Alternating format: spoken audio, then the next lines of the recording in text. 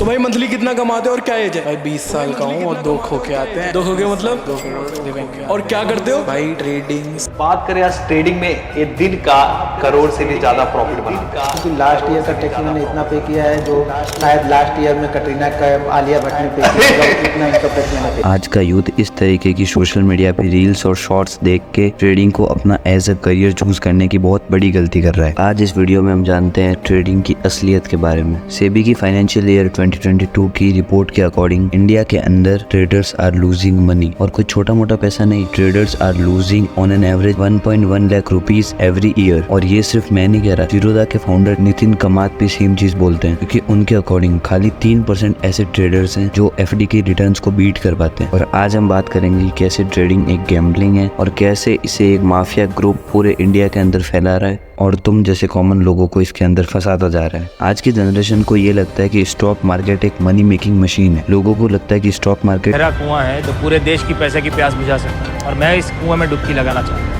जिस वजह से ट्रेडर्स का ये माइंडसेट बन चुका है कि हम 9 बजे मार्केट में बैठेंगे और 1-2 हज़ार रुपए लगाएंगे और 3 बजे जैसे ही मार्केट बंद होगी और लाखों रुपए कमाएंगे। और हालत इतनी खराब होती जा रही है कि एक इंसान जो जॉब करके 15 से 20 हज़ार रुपए कमा रहा है, वो भी ट्राई करता है कि वो अपनी सैलरी के अमाउंट को ट्रेडिंग करके अपने पैसे को मल्टीप्लाई कर सके, अपने सोर्सेज ऑफ इनकम को बढ़ा सके, ताकि वो भी एक फ्रीडम फ्री लाइफ जी सके। इनफैक्ट अगर हम स्टूडेंट्स की बात भी करें जिनको 4 से 5 हज़ार रुपए उनके घर से मिलते हैं, जिससे उनको अपने डेली बेसिस के खर्चे चलाने, वो भी ट्राई करते हैं कि वो पैसों से ट्रेडिंग करे, ट्रेडिंग करके अपने सारे पैसों को गवा दे। और ये सब सिर्फ और सिर्फ इस वजह से हो रहा है क्योंकि ये माफिया ग्रुप तुम्हें पूरी तरीके से मैनिपुलेट कर रहा है। कैसे trading is better than all other earning options. पर मेरे अकॉर्डिंग सच ये कि ट्रेडिंग एक प्योर गैम्बलिंग है। ट्रेडिंग एक प्रॉपर सट्टा है। तो दिख रहा है ऊपर जा रहा है, ऊपर की बटन दबा दिया, वहाँ पे पैसे लगा दिए, अब गया तो पैसा डबल, नहीं गया तो zero.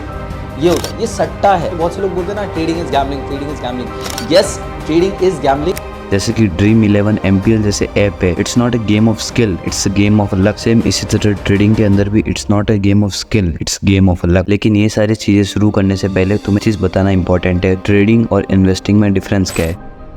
And one of the common difference जो इनके बीच है वो है टाइम। अगर मैं तुम्हें 100 रुपए दूं और तुम उसे स्टॉक मार्केट के अंदर इन्वेस्ट करो फॉर द शॉर्ट टर्म, तो तुम प्रॉपर ट्रेडिंग कर रहे हो। पर वहीं पे तुम अगर लॉन्ग टर्म के लिए इन्वेस्ट कर रहे हो, देन तुम प्रॉपर इन्वेस्टिंग कर रहे हो। और उससे भी बड़ा एक मेन पॉइंट है जो कि है अंडरस्टैंडिंग और नॉलेज का। क्योंकि अगर तुमने वो 100 रुपए मार्केट के अंदर लॉन्ग टर्म के लिए इन्वेस्ट करे, लेकिन किसी और की टिप्स के ऊपर, किसी के बहकावे में आके, देन ऑल्सो तुम स्पेक्यूलेट कर रहे हो और तुम ट्रेडिंग कर रहे हो। और वहीं पे इन्वेस्टिंग का मतलब होता है कि तुम्हारे पास एक प्रॉपर नॉलेज है उस इन्वेस्टमेंट ऑप्शन की, और साथ ही साथ तुम्हें क्लियर है कि तुम उस इन्वेस्टमेंट ऑप्शन में इन्वेस्ट क्यों कर रहे हो। आज की डेट में अगर तुम रिलायंस में इन्वेस्ट कर रहे हो, और इसीलिए कर रहे हो क्योंकि हर बंदा रिलायंस के अंदर इन्वेस्ट कर रहा है, रिलायंस ग्रो करता जा रहा है, रिलायंस इंडिया की सबसे बड़ी कंपनी है, तो तुम स्पेक्यूलेट कर रहे हो और तुम प्रॉपर गैम्बल कर रहे हो। और वहीं पे अगर तुम्हें रिलायंस के बारे में सब कुछ पता है कि रिलायंस कैसे स्टार्ट हुई, रिलायंस के फ्यूचर के प्लान्स क्या है, रिलायंस की मैनेजमेंट कैसी है, रिलायंस के पास अगर कोई फेलियर आता है तो उससे वो कैसे डील करते हैं, तुम एक proper deep research, proper study करके रिलायंस के अंदर इन्वेस्ट कर रहे हो, then only you can say कि मैं रिलायंस के अंदर इन्वेस्ट कर रहा हूँ। अगर तुम्हें मेरी बातों में सच्चाई नहीं लग रही है तो ये बात कही थी वॉरेन बफेट के गुरु बेंजामिन ग्राहम ने, क्योंकि उन्होंने ये बोला था, an investment option is a one which on thorough analysis promises safety of principal and a satisfactory return. Operation not meeting these requirement are speculative. और अब आते हैं हम अपने वीडियो के सबसे मेन पॉइंट में कि why trading is a gambling. सबसे पहले जानते हैं कि गैम्बलिंग होता क्या है। गैम्बलिंग का मतलब है सट्टा लगाना, या फिर अपनी लैंग्वेज में तुक्का। आप किसी जगह पे कोई मूव कर रहे हो या कोई दाव लगा रहे हो विदाउट एनी लॉजिकल अंडरस्टैंडिंग। मान लो मेरे पास अभी 3 कप है और इन 3 कप में से किसी एक कप के अंदर एक अंडा रखा है, और मैं तुम्हें कहूँ कि तुम्हें यहाँ पे पैसे लगाने, और अगर तुम्हारे कप के नीचे वो अंडा निकला तो तुम्हारे पैसे डबल हो जाएंगे। और तुम कोई भी कप चूज कर सकते हो और सही निकला तो तुम्हारे पैसे डबल हो जाएंगे। लेकिन यहाँ पे हर कप के नीचे अंडा आने की प्रोबेबिलिटी सेम है, और अगर ये जानने के बाद भी तुम उसमें पैसा लगा रहे हो तो वो एक प्रॉपर गैम्बलिंग है। सो नाउ यू नो कि गैम्बलिंग होती क्या है, और इन 6 पॉइंट की मदद से हम समझेंगे कि why trading is a gambling. Number 1, you can predict the market. Market बहुत ज्यादा मिस्टीरियस है, मार्केट एक इल्यूजन है, क्योंकि अगर तुम की मार्केट को तुम कंट्रोल कर सकते हो और तुम भी मार्केट के राजा हो, उस दिन मार्केट ऐसा मूव करता है जिससे तुम्हें पता चल जाता है कि मार्केट का एक ही किंग है, एंड वो है इटसेल्फ मार्केट। ट्रेडर्स बहुत सारी स्ट्रेटेजीज बनाते हैं, पूरा दिन मेहनत करते हैं, सो कॉल्ड टेक्निकल एनालिसिस भी करते हैं, बट फिर भी outcomes are never guaranteed in the market. Market condition बहुत तेजी से से फ्लक्चुएट करती हैं because market is proper game of supply and demand. Supply and demand crores of investors की जो एक टाइम के अंदर मार्केट के अंदर इन्वेस्ट या ट्रेड कर रहे हैं, जिस वजह से आप कभी भी प्रेडिक्ट नहीं कर सकते कि मार्केट ऊपर जाएगा या नीचे। मैं आपको एक चीज बता सकता हूँ कि आज मार्केट कितने भी नंबर पे हो, 10 साल बाद ही यहाँ से बहुत ऊपर होगा, क्योंकि in the long run markets are meant to grow. Market में शॉर्ट टर्म का किसी को नहीं पता, क्योंकि शॉर्ट टर्म में markets are run by emotion, mainly 2 emotion, greed और फियर। लेकिन तुम्हें लगता होगा कि तुम अपने ग्रीड और इमोशन को कंट्रोल कर सकते हो, पर सच बताऊं nobody can control emotion and greed. अगर मेरे अंदर भी कोई इमोशन है ना, तो सच बताऊं मैं उनको भी कंट्रोल नहीं कर सकता, बिकॉज इमोशन को कंट्रोल करना ही एक्चुअल गेम है और लोगों की जिंदगी निकल जाती है, फिर भी वो अपने इमोशन को नहीं समझ पाते एंड ना ही कंट्रोल कर पाते। See an opportunity to clip people who are trying to get rich because their neighbor's getting rich buying this stuff that neither one of them understands. It will come to और इन्हीं emotion की वजह से market को predict करना बहुत ही ज्यादा मुश्किल हो जाता People है। are coming to the markets thinking, it's a place to make easy money. I mean, it isn't. I mean, I've said this before. Stock markets are probably the toughest things in the world to do to earn easy money. ये खाली newly investors के लिए नहीं होता, ये old investors के लिए भी होता है। जैसे कि बिल वांग, जो कि दुनिया के बहुत बड़े ट्रेडर थे, उन्होंने 2 दिन के अंदर $20 बिलियन का लॉस करा था, यानी कि पूरी जिंदगी में जितना कमाया उतना खाली उन्होंने 2 दिन में गवा दिया। और ये खाली फाइनेंशियल लॉस नहीं होता है, इस वजह से आपका इमोशनल लॉस भी बहुत ज्यादा होता है। और अब आते हैं पॉइंट नंबर 2 पे, जो कि है इमोशंस। देखो लाइफ में आपके पास सिर्फ 2 ऑप्शन है, या तो you have peace of mind या you have pieces of mind. 2019 की एक रिसर्च के अकॉर्डिंग यूनिवर्सिटी ऑफ मेलबर्न में ये पाया गया कि ट्रेडर्स नॉर्मल लोगों के कंपेयर में अपनी मेंटल हेल्थ खराब करते हैं। अगर हम 100 ट्रेडर्स की बात करें तो उसमें से 27% ट्रेडर्स एंजाइटी डिसऑर्डर्स को फील करते हैं, 23% ट्रेडर्स डिप्रेशन को फील करते हैं। ये होता इसलिए क्योंकि ट्रेडर्स लगातार अपना टाइम इन्वेस्ट करते हैं और फिर भी वो पैसे नहीं कमा पाते, क्योंकि outcomes always depend on the luck. अब तुम मुझे कहो कि हर जगह लक की बहुत ज़्यादा इंपॉर्टेंस है, तो एक चीज़ बताओ, अगर तुम यूपीएससी का एग्जाम दे रहे हो और यूपीएससी के एग्जाम में अगर तुम क्वेश्चंस के सही आंसर करके आओगे ना, तो तुम्हें तो सही मार्क्स मिलेंगे। लेकिन ट्रेडिंग के अंदर अगर तुमने सही पैटर्न को भी एनालाइज कर दिया, फिर भी इस चीज़ की 100% श्योरिटी नहीं है कि तुम पैसा बना पाओगे, क्योंकि यहाँ पे कब क्या हो जाए किसी को नहीं पता। पर उसी के साथ साथ अगर कोई भी दूसरी चीज़ है तो उसके साथ आप नई चीज़ें सीखते हो, कंपाउंडिंग के थ्रू आपकी नॉलेज इनहेंस होती है, आपका एक्सपीरियंस बढ़ता है। इसका मतलब नेक्स्ट टाइम आप अगर वो चीज़ करते हो, देन इस चीज़ की श्योरिटी है कि आप पहले टाइम से उसे बेटर करोगे। नॉट ओनली ट्रेडर्स इतना टाइम देने के बाद भी पैसा नहीं कमा पाते, लेकिन सबसे बड़ी बात यह है कि ट्रेडर्स इतना टाइम तो देते हैं जिस वजह से वो अपना इनिशियल कैपिटल भी गवा देते हैं और उनके पास पैसे बचते ही नहीं है। और पैसे ना होने के कारण उनके लाइफ में आता है मेंटल प्रेशर। खाली उनकी प्रोफेशनल लाइफ नहीं, उनकी पर्सनल लाइफ भी बहुत ज़्यादा इम्पैक्ट होने लगती है इस वजह से। और जैसे जैसे आप ट्रेडिंग की जर्नी में आगे बढ़ते हो, आपके अंदर इमोशंस अलग अलग टाइप के आने लगते हैं। सबसे पहला इमोशन है एक्साइटमेंट का, अगला इमोशन है ग्रीड का, फिर इमोशन है फियर का, और चौथा इमोशन है फ्रस्ट्रेशन का। मान लो आपने ट्रेडिंग करी और आपका पैसा बन गया, तो आपके अंदर एक्साइटमेंट इतना ज़्यादा होगा कि आप उसे फिर से करोगे। और मान लो फिर से आपका ट्रेडिंग में पैसा बन गया और मान लो आपने तीसरी ट्रेड में सारा पैसा गवा दिया जो आपने अभी तक कमाया था, तो आएगी फ्रस्ट्रेशन। और ये इमोशन के रोलर कोस्टर की वजह से ना, आपने ट्रेडिंग को जिस चीज़ के लिए स्टार्ट किया था कि आप अपने करियर में ग्रोथ करोगे, उस चीज़ के आप एडिक्ट बन जाते हो। तो वहीं से हमारा पॉइंट नंबर 3 स्टार्ट होता है, विच इज एडिक्शन। तुम्हें पता है पूरी दुनिया के अंदर लोग किस चीज के लिए लड़ रहे हैं? लोग लड़ रहे हैं पैसे के लिए। पैसे और ड्रग्स दुनिया के बहुत बड़े एडिक्शन, और साथ में ट्रेडिंग भी एक बहुत बड़ी एडिक्शन बनती जा रही है। यूनिवर्सिटी ऑफ शिकागो के एक सर्वे के according 20% of trader addict feel करते हैं वाइल ट्रेडिंग, और टाइम के साथ साथ ये नंबर बहुत तेजी से बढ़ते जा रहा है। जैसे कि मैंने बताया कि इमोशन की वजह से लोग इसमें एडिक्ट होते जाते हैं। अब मान लो कोई इंसान सिगरेट पीता है, उसे पता है कि सिगरेट से उसका नुकसान होगा, बट वो फिर भी सिगरेट नहीं छोड़ पाता, क्योंकि वो छोड़ना चाहता है फिर भी नहीं छोड़ पाता, जस्ट बिकॉज एडिक्शन। उसकी एक आदत बन चुकी है, उसके सबकॉन्शियस माइंड में एक हैबिट बन चुकी है, जिस वजह से वो लगातार डेली बेसिस में पीते जा रहा है। तो ट्रेडिंग में क्या होता है कि मान लो तुमने आज पैसे लगाए और तुमने पहली बार ट्रेड करा और पहली बार तुम्हारे पैसे बन गए, तो तुम्हें ऐसा लगेगा कि मैं इस चीज़ को कर सकता हूँ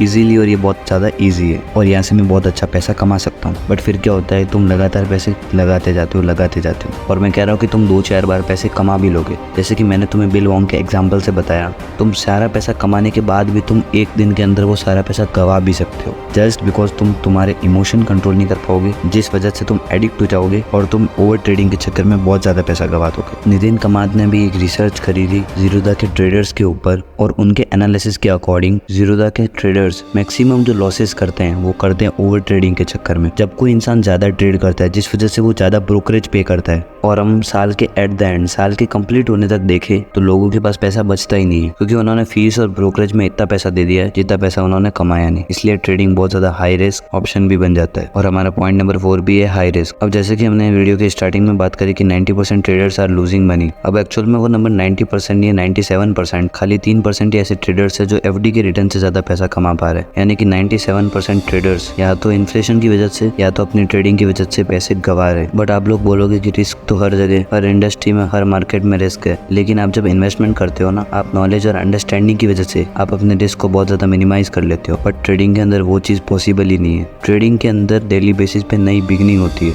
आपने आज तक क्या करा, आपको कितना आता है, वो डजंट मैटर। बिकॉज जैसे कि हमने जाना मार्केट हाईली अनप्रेडिक्टेबल है। आपने जितने भी पैटर्न एनालाइज कर लिया, आपने जितनी भी अंडरस्टैंडिंग ले ली, टेक्निकल की जितनी अंडरस्टैंडिंग ले ली, चार्ट्स की, फिर भी कब क्या हो जाए आप उस चीज की मुझे गारंटी दे ही नहीं सकते। आज की डेट में ट्रेडिंग को ट्रेडर्स अपना फुल टाइम करियर बना लेते हैं। बट ट्रेडिंग बहुत ज्यादा रिस्की होने की वजह से उनको बहुत ज्यादा मुश्किलें आती है अपनी डेली बेसिस के खर्चे निकालने में। और अगर उनको डेली बेसिस के खर्चे निकालने भी है तो उनको बहुत ज्यादा शॉर्ट टर्म गेम खेलना पड़ता है ताकि वो अपने लाइवलीहुड को अच्छे से चला पाए। अब स्टार्ट करते हैं हमारा पॉइंट नंबर 5, जो कि है शॉर्ट टर्म मेंटालिटी। हम जैसी चीजें देखते हैं, जैसी चीजें सोचते हैं, हमारा माइंडसेट और पर्सनैलिटी भी वैसी ही हो जाती है। क्योंकि ट्रेडिंग एक बहुत ज्यादा शॉर्ट टर्म प्ले है, तो आपका जो माइंडसेट है वो पूरा शॉर्ट टर्म ओरिएंटेड बन जाता है, जिस वजह से आपकी लाइफ में कोई भी सिचुएशन आती है, कुछ भी प्रॉब्लम्स आती है, आप उसका सॉल्यूशन हमेशा short term point of view से सोचोगे। और वहीं पे investing is for the long term. आप लॉन्ग टर्म इन्वेस्ट करने की वजह से पेशेंस बिल्ड करते हो, प्रॉपर नॉलेज लेना स्टार्ट करते हो,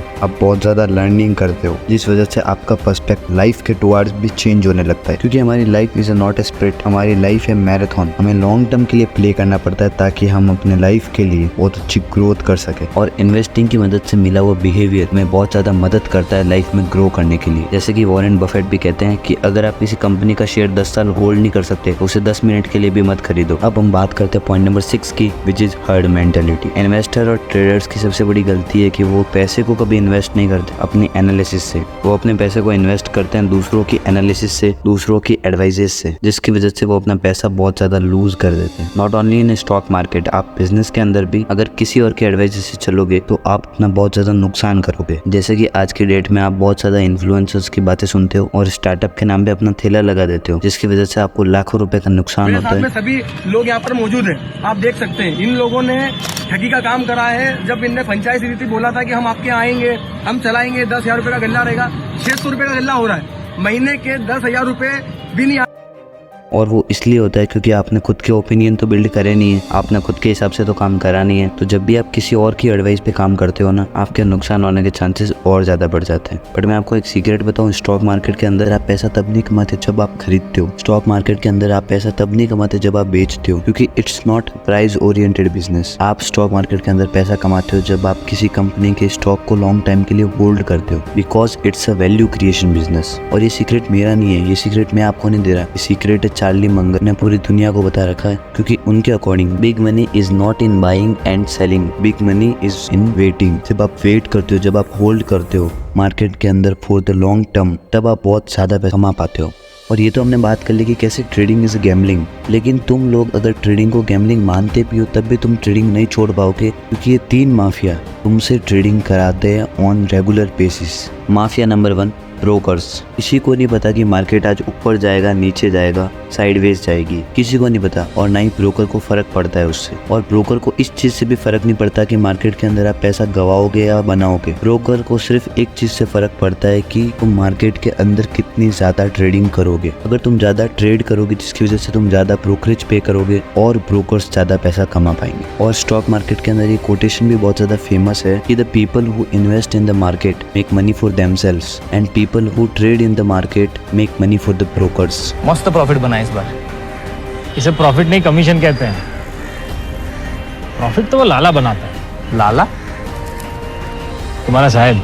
को भी एक एग्जांपल से समझते हैं। जैसे कि तुम आज कसिनो में जाओ और हमेशा कसिनो का अपर हैंड तुमसे रहेगा ऊपर। अब तुम कसिनो के अंदर पैसे कमाओ या ना कमाओ, कसिनो हमेशा पैसे कमाएगा। और कसिनो के अंदर कुछ ऐसी स्ट्रेटजीज का उन्होंने यूज करा होगा जिससे तुम बार बार कसिनो में आओगे और तुम एडिक्ट बन जाओगे। सेम उसी तरीके से ब्रोकर्स का भी है। तुम पैसे कमाओ या ना कमाओ, ब्रोकर्स पैसे कमाएंगे और ब्रोकर्स कुछ ऐसी स्ट्रेटजीज का यूज करेंगे जिसका यूज करके तुम लोग इस मार्केट में एडिक्ट बन जाओगे और बार बार ट्रेड करते रहोगे। और इंडिया का सबसे बड़ा ब्रोकर है जीरोधा, और जीरोधा के फाउंडर नितिन कमाद हमेशा कहते हैं कि traders lose money just because of over trading. वो ओवर ट्रेड करके बहुत ज्यादा ब्रोकरेज पे कर देते हैं, जिसकी वजह से उनको नुकसान होता है। आप एक चीज रियलाइज करो कि आप अपने कस्टमर को कोई चीज बेचते हो तो आप कभी भी अपने सामान की बुराई नहीं करोगे, चाहे उससे कस्टमर का नुकसान क्यों ना हो जाए, तब भी आप बुराई नहीं करोगे क्योंकि आपको पैसे मिलते हैं। लेकिन नितिन कमाद ये चीज आपको अगर बोल रहे हैं तो आपको रियलाइज करनी चाहिए क्यों ट्रेडिंग एक प्योर गैम्बल है और ट्रेडिंग माफियाज के पैसे कमाने का एक प्रॉपर तरीका है। पर ब्रोकर्स तो एक एलिमेंट है उस पूरे माफिया ग्रुप के। अगले दो माफिया ग्रुप की वजह से ब्रोकर्स अपने पूरे प्लान को इजीली एग्जीक्यूट करा पाते हैं और हर साल बहुत ज्यादा पैसे कमा पाते हैं। Mafia number 2 media. आज तक एनडीटीवी और बड़े बड़े न्यूज चैनल्स को पता है कौन ओन करता है? बड़े बड़े कॉर्पोरेट्स। रिलायंस, अडानी जैसी कंपनीज इंडिया के अंदर ऑलमोस्ट 50 to 60% न्यूज चैनल्स को ओन करती है। और पूरी दुनिया के अंदर कोई अगर तुमसे सबसे ज्यादा झूठ बोलता है तो वो है मीडिया, क्योंकि मीडिया को इस चीज के पैसे दिए जाते हैं। क्योंकि मीडिया का काम ही है तुम लोगों को एक ऐसा प्रोपोगेंडा, ऐसा नैरेटिव बेचना जिसके थ्रू तुम जो भी सोचते हो, जो भी करते हो, वो करते हो according to the large corporates. हो सकता है 3500 तक की भी चाल आ जाए।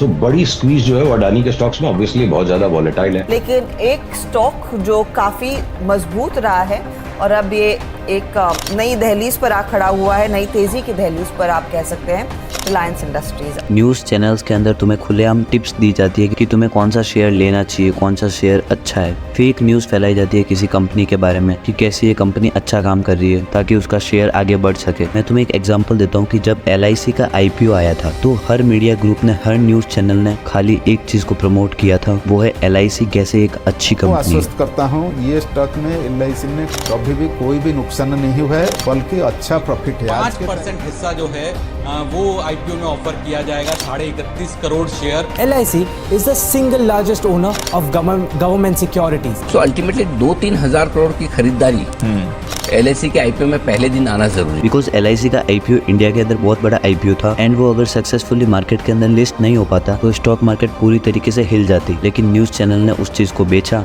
उस प्रोपोगेंडा को बेचा, लोगों को दिखाया कि कैसे LIC एक अच्छी कंपनी है। एंड मैं मानता हूँ कि LIC एक अच्छी कंपनी है, पर LIC इतनी भी अच्छी कंपनी नहीं है कि आपने उसमें इन्वेस्ट करना चाहिए। पर चलो LIC तो इन्होंने प्रमोट कर दी, पर आज की डेट में LIC में जितने भी लोगों ने इन्वेस्ट करा है उनको 30% से भी ज्यादा का लॉस है।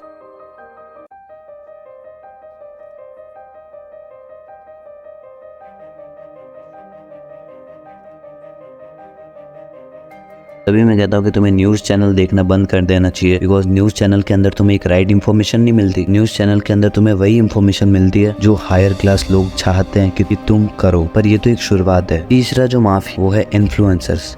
मार्केट में ट्रेडिंग करते हो और लॉसेस से हो परेशान? स्टार्ट करें अपनी new profitable journey with Om trader.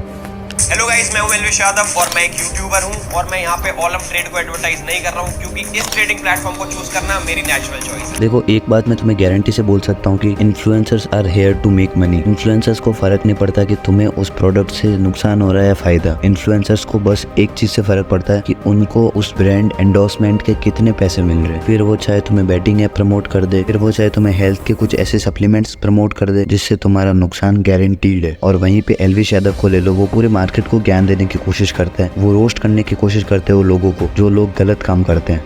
भाई कुछ भी कहो यार, माननी पड़ेगी भाई, माननी पड़ेगी। अरमान भाई कितने बड़े प्लेयर हैं, कितने बड़े खिलाड़ी हैं। सोचो ना यार, वो इंडियन मैरिज एक्ट और लॉज के साथ कितने बढ़िया तरीके से खेल। बट खुद भी तो एक बैटिंग ऐप को प्रमोट करता है, खुद भी तो ये बताता है खुलेआम की यंगस्टर कैसे अपना पैसा गवा सकते हैं। तो नेचुरली तुझे रैंडमली ट्रेड करना चाहिए और ओलम ट्रेड पे मिलती है स्ट्रेटजीज जिससे तुम प्रोफेशनल की तरह ट्रेड कर सकते हो।